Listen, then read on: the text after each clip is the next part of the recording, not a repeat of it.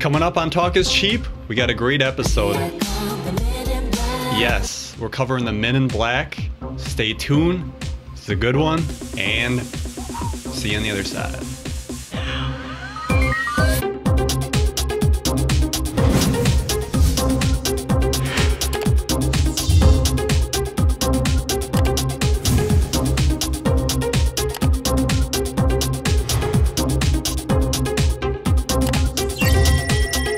Welcome to Talk is Cheap, where cheap is talk and talk is cheap. We're back again, another episode, and joining me for this, to my left, is Pete Halbleib. Pleat, I guess.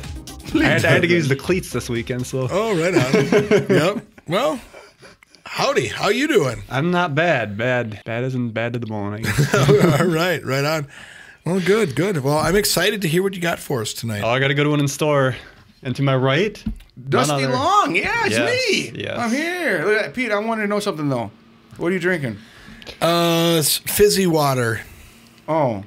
It's a orange mango blend of like a sparkling water. It's about a third of the sugar of a soda. Yeah, I didn't mean to cut you off, Daniel, but I'm usually always drinking Monster, the non-sponsors of the show. Non-sponsors of the show. And Pete's usually got himself his own glass of alcoholic beverage of some sort they made. And I'm just surprised. I've decided, I'm surprised too, but I just figured that I would keep it a little more even keel for this episode. Oh, well, you know.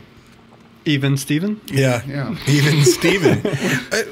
Dan in his clean living is starting to wear off on me, I think. And I said, you know what? Coming into this episode tonight, I'm going to try to, I won't say keep a clear head, but I'll try to sober up during the episode and then drink some sparkling water. It is cold out, so it's not bad to get a little warmed up. Yep, you know what I'm saying? Hydration is key. You guys ready for this? Yeah. Oh, we got to like this. Oh, yeah. Yes, I am doing the Men in Black. Now, this has been on our list for the longest time. I'm surprised you guys have not touched it. It's been sitting there. I'm like, you guys ain't going to do... you guys ain't going to cover that. You ain't going to cover that. I can't believe... In the time we've been together, we haven't not done an episode of the Men in Black. Right, I'll be honest, I thought it was a typo. I thought we did one already. So I was like, why does Daniel keep putting this on the goddamn list? You should have said something, but no, we never Really? did. I can't believe it. Well, Because we have the two guys in suits coming through the door, I thought. It was one of the first, our first year doing this. I thought we did one of Men in Black. Two guys in suits. Yeah, it looks like a lobby. There's doors. There's two guys walking through. I think it's even the thumbnail. I don't know. I swear that we've done this before. That's why I never touched it. well, we can send our researchers out to take a look, or No, I don't remember doing it because I would have marked is it. this I think another it was one of our example of first- the Mandela effect that just hit us? It probably is. We were talking about Mandela Effect the other night about one of the comments on one of the shows. The guy said something about Demolition Man. Yeah. Yeah. And then he said, well, I remember it being Pizza Hut that won the restaurant wars. And I was like, no, that was Taco Bell. So Beat and I looked it up. It's Taco Bell, but this guy swears it was Pizza Hut that won. Yep. So maybe a little weird. add that to the list of Mandela effect possibilities. I mean, how many of you guys out there remember that movie and remember which restaurant won? And maybe Yeah, maybe a little let's poll hear going that. on, in the comments. Yeah, see. Son of a bitch. If people think it's Pizza Hut, chime in because I'm a Taco Bell guy. I'm a Taco Bell. All right. All right, this topic was submitted by none other than Bongzilla. Bongzilla! That's where we got What the have you gong been for, up right? to?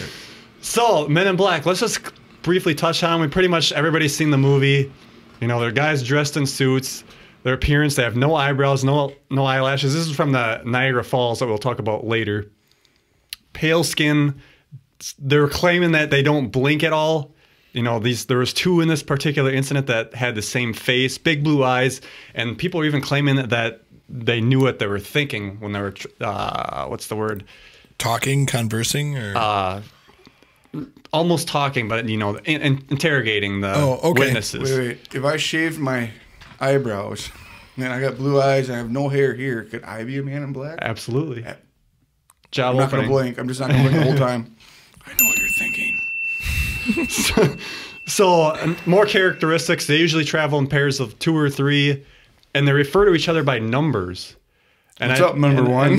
That particular case, they referred to each other as 8 and 9, if I'm not mistaken. So that's weird. And in the movie, they did it in letters like J and K. Oh, yeah. Yeah. So they tried to tell you something there. And they're aggressive to UFO witnesses, and they even say that they act robotic. Now, that's might be like people are saying that these are actually aliens, and they're trying to mimic, you know, the human ways. Oh, yeah. Okay. So the first photograph I got here, now this was shot by Timothy Green Beckley, and he went to Jack Robinson's place of living, residence, if you will, and he was actually interviewing teenage witnesses in 1968 that seen the UFO that came. There was a big wave of UFOs in Jersey City, so he was taking all their accounts, and then this guy here kept appearing outside of their. And they must. I'm assuming they had an apartment because these look like storefronts down here in the bottom. So and then you know, his wife went to go get groceries. This guy was there all the time. So then Timothy found out about that, showed up, snapped this picture, and then he got in a vehicle, circled the block, and then they were going to come around and confront him. The time they did that, he was gone and his car was gone. Oh. How do you know he didn't live just upstairs? That's what I want to talk about. I'm glad you mentioned that because this time period, 1968, everybody knew each other. It's not like now where you don't know your neighbors. Oh, everybody right. knows everybody. I suppose. And that's why this case was so like, now if this happened, you know, people wouldn't think twice. Oh, it's There's just a guy weirdos standing around everywhere these days. I don't see very many with that. So now I want to talk about the Solway yeah. Firth Spaceman. Now this was Jim Templeton took this photograph, and this is his daughter in the picture. Yeah. He took 3 photographs. This was the middle one, and this spaceman figure appeared just in this one shot. Now some people are saying that, oh, that's his wife, but his wife's here. You can see that she's got the blue dress, no sleeves, and that clearly has sleeves. Could he have faked it? Sure, but I mean, from what I'm told, there were shoot for as fast as you could shoot a camera in 3 successions like that. So now we're gonna get into the Men in Black part to this. So he was at his house. They show up to his house, say, "Hey, take us to the spot where you shot this picture." So he takes them there. Okay, I was standing right here at this angle, and then everything was whatever. They were just asking the questions like they typically do, interrogating UFO witnesses. And then they ask him the question, well, where did you see the second one? He's like, I never seen the second one. Yeah, right. I think I remember reading about that one point. And then they got a little aggressive towards him. And then, well, they finally took off after a while. He didn't know about it. So you got to ask yourself, where are they getting their information? Are these aliens... If they're aliens, are they just watching us? Well, they knew what team they had out there at the time or whatever, or what was going on, and so they figured they maybe saw both of them. Yeah, good point. Yeah, exactly.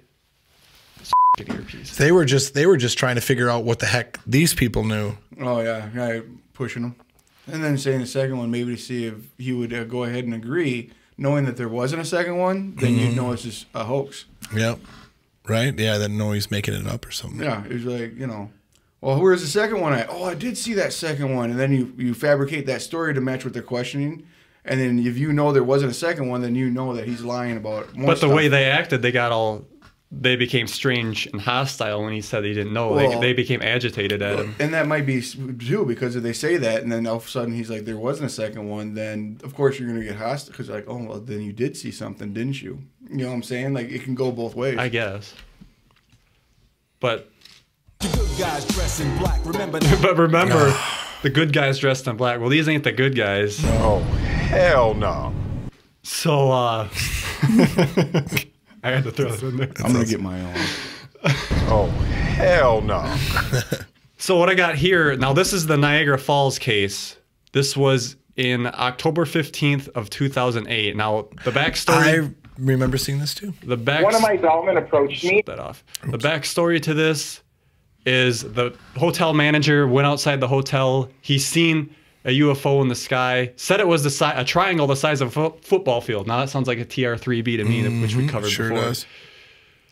And then well, the Men in Black came here, started interrogating the guests, and then later on, There they are. he realizes, hey, I have the security footage, and this is what this is. Granted, this isn't the best video, but at least it's something. And they're saying these guys look both exactly the same, like basically a replica, and they're acting all robotic-y, you know, no eyebrows, big blue eyes. Oh, they walk backwards perfectly. So we'll listen in a little the bit. exact identical outfit. They're also the exact same stature. These guys looked identical. These are trademark characteristics of the Men in Black, and their presence is clearly felt by onlookers in the video. As the men enter the building, you see what appears to be a valet or a bellboy go to the left-hand side of frame. Now, as he does this, he's watching these men walk in. He does his business, comes back out, and immediately is looking back to see what these two characters are doing. So obviously there's some suspicion there from somebody who works at the hotel. The witness keeps a safe distance from the men. He follows them back in. But, you know, that's not a big deal. I mean, he works there. He's going to... His eyes off of them. Maybe they're at the front desk. But now a kid, though. As he passes the ominous figures. So as these Men in Black walk by out of camera reach, we see a young boy come into frame. He turns, he looks, obviously fascinated at what these people are and what they're doing. Even so much so that when the boy leaves, he turns around and is peering through the glass, trying to figure out, who are these people? If they were typical guys in suits, I don't think a kid would do that. You wouldn't think so. And enhancing the image, we can reveal exactly What are we waiting what for the terrified sister witnesses about these strange beings. They had no By the way, look at facial this. hair. Look at that enhanced footage. Isn't that great? Oh, Oh, hell no. wait a minute. Check this out. Oh, I thought maybe. Hell no. What were you saying? Well, what if the kid was walking out and he's like, come on, sis, we can go to the damn pool. You know, like he's waiting for somebody else. They follow him through. Well, yeah, that could Well, potentially be. I almost Every time- guarantee you the pool's probably not in front of the hotel. Well, but- I'm not saying pool. I mean, maybe he's going to the Okay. goddamn comic book store or something. But that's just it, because I always watch like Ancient Aliens and stuff, and I get wrapped up in the music. Dun, dun, Right. dun, dun, dun, dun. You're like, oh, God. And then they say, look at this person walking by. They look back twice, and they give you the emotion that they want you to feel. Or, yeah, And then if makes you good step television. back subjectively, and you're like, okay, maybe the kid's waiting, you know, to see if his sister's following him, or maybe he's like, did I step in gum? Was that gum back there? Was that my gum? Did you know? So you don't know. I would like to say yeah, but That's one of the possibilities. Another possibility is exactly what was described. I mean, I'm there's not gonna no say way that. to I'm know, just saying, right? like, Yeah. I love these shows and I watch them and the documentaries, but then if you step back a little bit from it, then you start realizing that, well, there could be just a simple explanation. Although the two guys dress great. I love those suits. Yep. And I am dying to wait to hear what they can decipher from the enhanced imagery. One thing that's funny about these, though, like, look at those hats. Those are like 50 hats, 1950s. Your brother wears a They're fedora. kind of, oh, yeah. But it's kind of like every time you hear an account of these, it's always locked into that time period. But- They are wearing gloves, though, aren't they? It looks like it.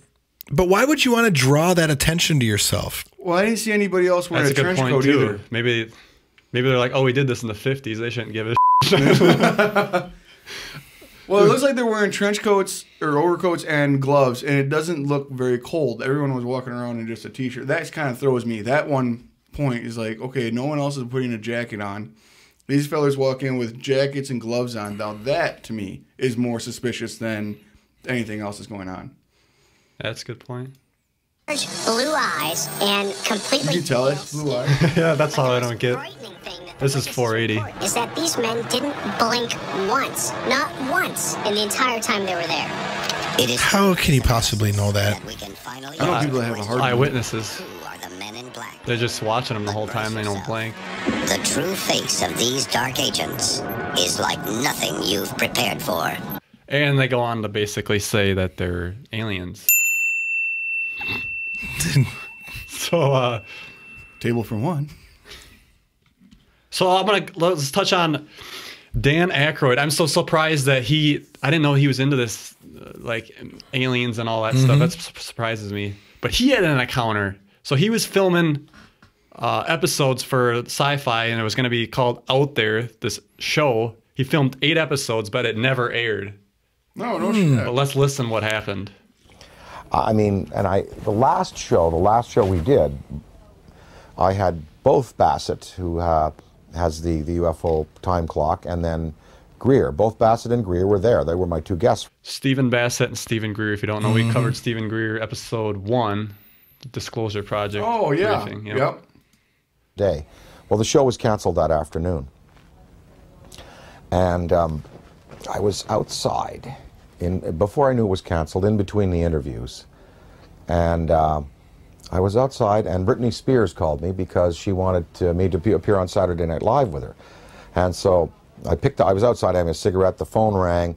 Oh, Britney, how you doing? Oh, sure, of course I will. I turned away like this. I turned back, and there was a black Ford across the road, a black Ford sedan. When he says Ford, he means Ford POS. Oh, hell no. From the movie. And I was trying to look at the plate, and the plate seemed kind of like fuzzy, and I was, definitely a police car. And 2 guys were there, and a big, tall guy got out of the back seat. And he stood in the street on 42nd Street it was. We were at 42nd Street and 8th Avenue. And he looked right at me. And literally, I mean, I was on the phone. Hey, oh, sure, of course I'd love for the show. Saw the Ford, went back like this, turned back like a half second later, and it was gone. And that car did not go past me. That quickly. It did not make a U-turn, because I would have seen 42nd Street. I would have seen that thing take a U-turn and go away. That car vanished. That car was a cloaked vehicle of some type. And whether this was like a warning to me, because the guy got out of the back seat, gave me a real dirty look. That car vanished. I know what I saw. And, it was just this fast. It was, oh, hi, Brittany, sure. Oh, of course, I'd love to. Guy gives me a dirty look. Oh, well, sure. Car gone. Bam. That's what happened. And then 2 hours later, we were told we were not to continue taping, and the show was canceled, and none of them would air. Coincidence?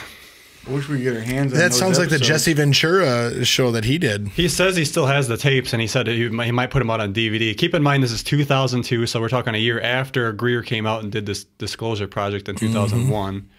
And he's talking to some, in the know people then. But now, I don't think they would give it now if he released them, because a lot of this stuff's out there, obviously. Yep. But, for something like that to be on the Sci-Fi Channel back then, it'd be like too much for them. And that's what I think a lot of the Men in Black are doing. They're kind of taking, they only can keep so much stuff guarded now. It's starting to become more mainstream, and you can't keep everything contained anymore, so they just got to back off. You guys haven't had any visits yet, have you? Not yet. Have you? No. Okay. I've been waiting for it. I'm afraid I'm going to shoot first and ask questions later. Well, I'm guessing that Dan's going to probably get visited first. But same way, if I see a weird Ford sedan pulling in my driveway and 2 dudes in suits coming out, I've got some decisions to make. Yeah. That'd be scary. That'd be a surreal moment. So another thing I wondered was like, okay, is there any, I showed the footage from 2008. Is there anything more recent about people seeing anything? Because that's what I want. Yeah, that's what we have. More HD, whatever.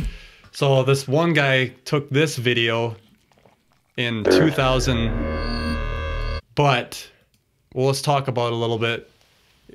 It would be okay. So the backstory of this is basically, he's been abducted since he's been like 3 years old, and they've been visiting him all the time. Are those the dudes supposedly? No, I think that's a fake photo, but these are the video right here.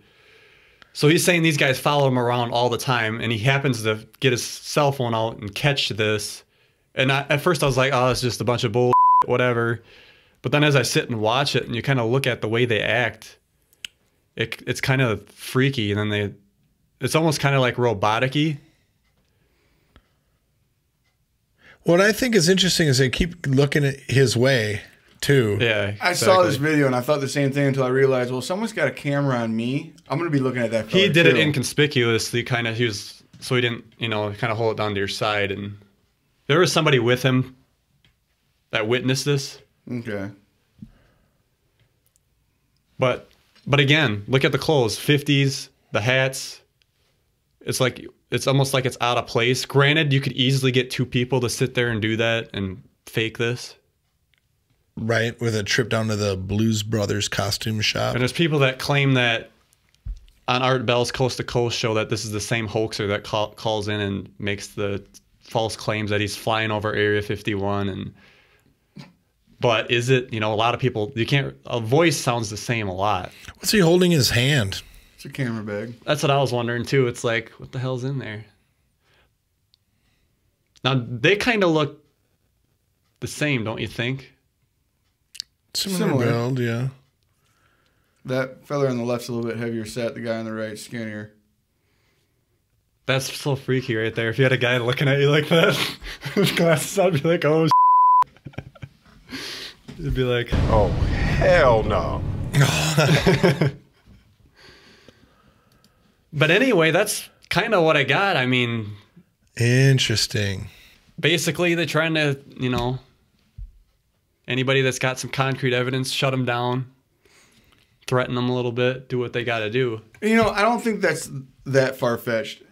Personally, when I worked in Tulsa, my warehouse manager was talking to me about a buddy of his, and he found a way to make a bike, a pedal-powered vehicle, right?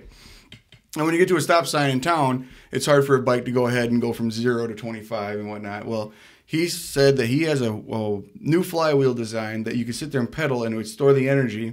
And then when the light turned red, you can go from 0 to 25 at a very quick speed.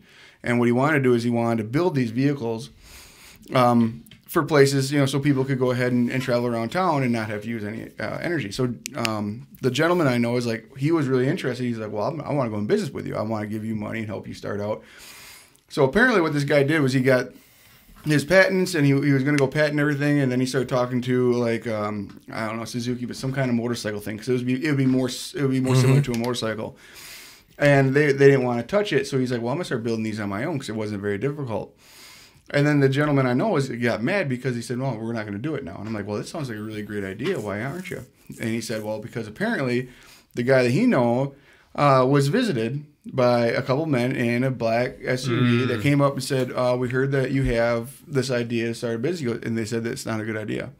And I guess the black SUV was parked there for a week or so, and like he thought his phones were tapped, and they were like, no, it's not a good idea. And apparently he got scared off by these folk that were telling him that that's just not a good idea. I don't think it's ready for this time. Yeah, I think you should go ahead and just, not worry about it, or maybe do some more testing or something like that. So, of course, the guy I know that I'm friends with still to this day was quite upset because he thought, hey, I invest $30,000. We start this company. I start making millions. I can retire, that type of thing. And the guy, he backed way out. I mean, he won't even talk about it. So... And that's secondhand, but I mean, I trust the guy I know. I worked with him for 4 years. So I was like, okay, well, is this really going on?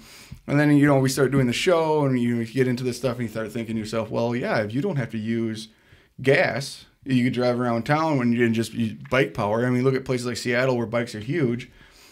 Well, then, yeah, I mean, there goes the corporation industry. Yep. Start pulling the energy off the braking and all the friction and stuff. And maybe those were actual, like the type of men in black we're talking about. Maybe they're not just UFOs. Yeah. Maybe they're actually government officials. You bring up a good point that there's also a government men in black division as well as whatever the these guys. I'm almost thinking that we should.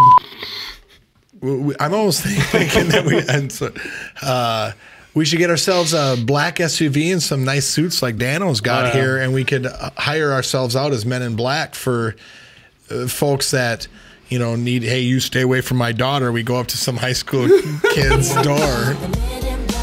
What's funny because we got a TC, Andy and I are coming up with some skits so we can start doing some more shows again. And one of them is all, we dress in suits and then we put these on. And then we make TC look like he's really famous or something. Walk in and be like, the bar's all right. Yep. And then dress him up in sunglasses and nice clothes. I thought about that. You could have one guy and just have a couple of guys around him acting like he's all important. Well, and each week you rotate duties so everybody gets the special treatment. We were thinking about shooting that. Yeah, we're one of these .comers from out west, Silicon Valley guys. Yeah, I'm worth like maybe one of those like gold digging things where they have the chick that she's like, I have nothing to do with you, and then he jumps in a Lambo and she's all like, hey, do you still want to go to lunch? But yeah, I've seen that one. Yeah, we're thinking about doing some stuff like that next year. That's cool. Or this year now. I'm a YouTuber. Oh. Oh, well, you're piss poor. Have a nice day. Oh, hell no. Oh, hell yes, Will Smith. Oh, hell no. I said yes. All right. That's the end of the show. Thank you, ladies and gentlemen. I hope you enjoyed it. If there's something I missed, please leave it in the comments below. And yeah, take it for what it is. I believe these guys exist. They're there to intimidate you. So, I'm Dan Hohlfeld, Pete Halbleib, Dusty Long. Take care. Talk is cheap. Talk is cheap. Woo-woo.